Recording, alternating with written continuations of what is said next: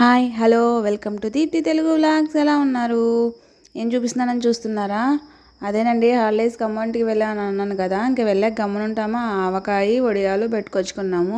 ఈ రెండు చూసాక మంచి కాంబినేషన్తో ఫుడ్ తినకపోతే ఎలా బాగోదు కదా. అందుకని ఇలా సింపుల్గా టేస్టీగా చేసేసుకుందామా, చూసేయండి.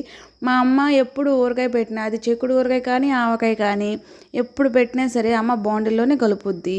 అది కలిపి జాడీలోకి తీసేసాక ఆ బాండిల్లో వేడి వేడి అన్నం వేసుకొని తింటే ఉంటుందండి సూపర్ కాంబినేషన్. అసలు నాకు ఊహ తెలిసినప్పటి నుంచి స్టిల్ ఇప్పటికి కూడా నా ముందు ఊరగాయ కలిపితే నాకు అన్నం పెట్టాల్సిందే మా అమ్మ. అంత ఇష్టం ఊరగాయ అంటే నాకు. అందుకని ఇంకా ఊరగాయ వడియాలు కాంబినేషన్ టమాటా పప్పు చేసుకొని తింటే చాలా బాగుంటుంది కదా అనిపించింది. అలా సింపుల్గా టమాటా పప్పు చేసేసుకొని పక్కన ఆవకాయ పెట్టుకొని వడియాలు పెట్టుకొని తింటా ఉంటే ఉండిందండి సూపర్ టేస్టీ కాంబినేషన్ కదా. చాలా బాగా వచ్చింది.